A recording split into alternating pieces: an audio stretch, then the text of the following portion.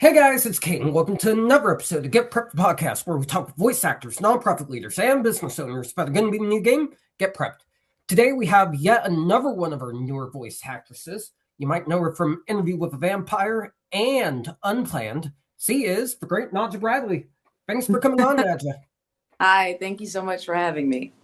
All right, my first question for you is, how did you get into acting? I my story is kind of weird. I actually was a model as a child. Like I have comp cards from when I was as young as two. And I did it with my dad because my dad was a model as well. And back then, Atlanta was kind of a hot spot for print modeling. So you could, work pretty often. So I was doing that on and off until I was about 14 or 15.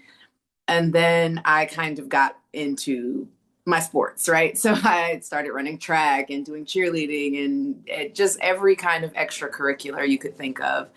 And then came college, and I wanted to get into acting then, but my dad was really adamant about me getting a degree, completing that degree, getting something that could always be mine, no matter what.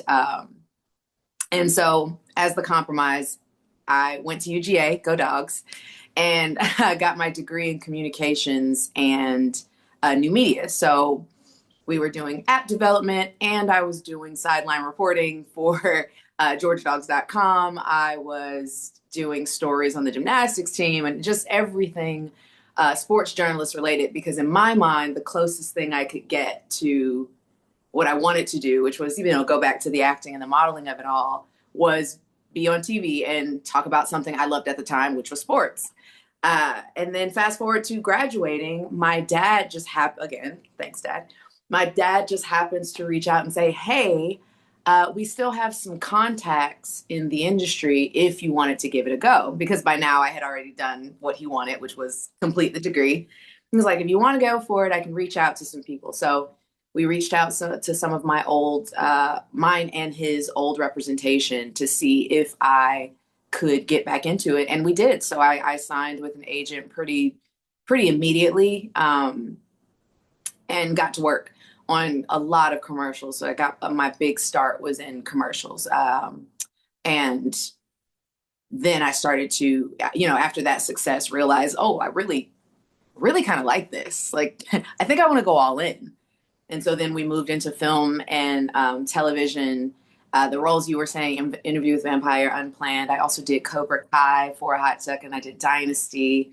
I had a small part in Oscar-nominated film last year. That was really awesome. That one was called Nickel Boys, based on a book. And I've got some cool projects coming out next year that I'm really, really excited about. So, and it kept kind of happening. It's like, okay, I'm really loving this thing. I'm going to keep going. I'm going to get in class, read books, do all the things you do. And next step for me was like, I really like voice acting too. Like, I really love going to the studio. It reminds me of when I used to sing, but it's like going to the studio and kind of making magic and telling the story with another instrument. And so here we are now with my first, oh, and hopefully not last, because I'm incredibly excited about being just in the world of gaming and animation. And this feels like the thing that is going to make me again confirm how much I love it and then get to keep doing it, hopefully. That was a Nice. long-winded answer to your No, question. it was still a great one. I got my start doing sports related stuff for a blog myself. And this year I actually dabbled a little bit into sideline reporting. Yeah. That experience was a disaster because I had no idea what I was doing. But sports is definitely a great way to get your foot in the door. My next question for you is, so what was your favorite role to take on in your career? That's a tough one. That's a tough one. So far, it's probably a tie between, oh, oh yeah, it's a tie. I'm gonna be lame. I can't pick because because it feels like they kind of got better as they kept going. So Interview with the Vampire was my first, like, where I left and I was like, oh my God, that was my favorite. And it was because it's its own universe. You know, Anne Rice is an incredible writer, and it's the pilot series of that universe for AMC. And I got to play such a titular character in that. Without Miss Lily, Lestat and Louis don't meet in this world. And Jacob Anderson and Sam Reed were just incredible people to work with. They just made me feel like I was supposed to be there. They made me feel at home. And even the producers of the show, when we wrapped that like first scene where they meet, they were just giving me so many flowers and praise for like helping bring excitement back into that scene, because that's such an important scene that they had seen it over and over and over again. You know, the guys had to read that for their auditions, and once you finally film it, you know, a year or so later, it's like it can either fall flat or it can be like everything came together. And so that was my first time, and then when I left, I had like fans, and I hadn't had fans before. You know, people were reproducing like artwork of me in the world, and it was just the coolest thing. And then last year, or was it 2 years ago, I got to be a part of, which will come out Memorial Day weekend, 2026. It'll get a worldwide release, and that is I Love Boosters, because I got to go back and work with Boots Riley, who is an incredible director. He's so outside of the box as a creator. And I was introduced into his world with I'm a Virgo, his Amazon show, but then he brought me back for the film I Love Boosters, which is a star-studded cast. Like, I'm just incredibly grateful to be surrounded by these heavy hitters. But being in his world then was like, okay, now this one's my favorite. Like, all of like this imagination is just insane. You read the scripts and it's insane, but it works. And I feel like he's the only one that could make something that will crazy work. And then there's another one that I'm not sure if I can talk about, but it is a comedy that it kind of reminds me of like the Superbad and the Step Brothers and the Talladega Nights, and the kind of that really over the top, ridiculous situation comedy and humor. And I got to be a part of that. And I got to be, and it was just incredible. And I can't wait for that to come out either. So I think right now it's those three.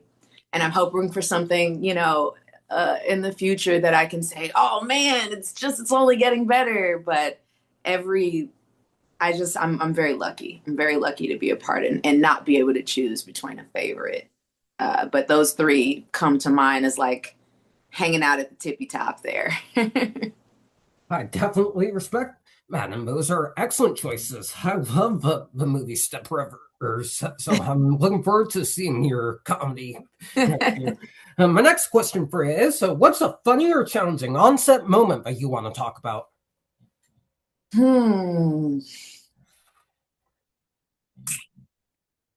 Okay, I can do funny and challenging, I think. It was on this one, the most recent one I did, that is going to be that comedy. We were shooting on a relatively low budget. So we were kind of outside, you know, long days, and the weather was not our best friend in that it was hot and kind of moist and just like very Georgia weather. And it's tough because sometimes it takes a little longer to get down the set list, the shot list, and actors, we don't always know what's going on. We just know like, hey, I've been sitting out here, but we're also trying to get it before the sun sets, because, you know, continuity is a thing. And so I recall all of us being incredibly like delirious. You know how you just get to a point where you're so tired, but you're kind of running on fumes and you keep going. So we're under the tent, all of us, the cast together, and there's one person in the cast that is younger, like 18-ish. And so I decided to take it upon myself to ask what certain certain slang means. And, you know, all the guys around me are, you know, my age and older. So he's literally 1 to 2 generations separated from everyone around him. And from that, we just kind of waterfall down this just humor, inside jokes. And so for it to have been as challenging as it was, my goodness, was it fun, because we just couldn't stop laughing. We couldn't stop laughing. We made lemonade with our lemons, and I think it's going to make the film even better just because of that camaraderie that we were able to have behind the scenes, and that push through that everybody just wanted to make something cool. And I will never forget my time on that, because it was just, I had never laughed so much off camera at work, you know? So yeah, that one, oh, that's good. I definitely feel he'll, and I still don't understand what certain slang and generations he means myself, and I'm a part of that generation. So either I'm mature for my age, or Right. I'm not up to date. My last question for you is: what's a casual hobby that you like to do that people may not know you enjoy? A hobby?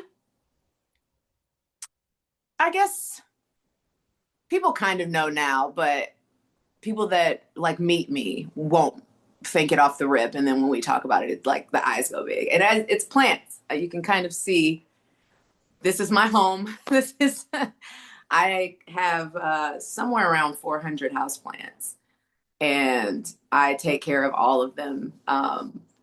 And so I guess if I could go back, man, I'd study botany in college for sure, just because this is all kind of feelings and intuition and caregiverness that I provide for these plants. So yeah, I mean that, and then the other would be singing. Maybe I've always sang, but I've never made it kind of something that's at the forefront of my creativity. And I'm starting to venture into that, to conquer that fear of personal vulnerability on stage. So yeah, I've got my in-home hobby and then my out-home hobby, I guess. I definitely feel it. Yeah, and I'll be sure to be on the lookout for your debut album. Anyways, that's going to do it for this interview, guys. Thanks so much to Najah for coming on and sharing her story. If you guys want to see more amazing interviews with those involved in Get Prepped, be sure to like, comment, and subscribe to the Get Prepped channel. And to learn more about the game, scan the QR code here. Thank you so much for watching, and we'll see you in the next one.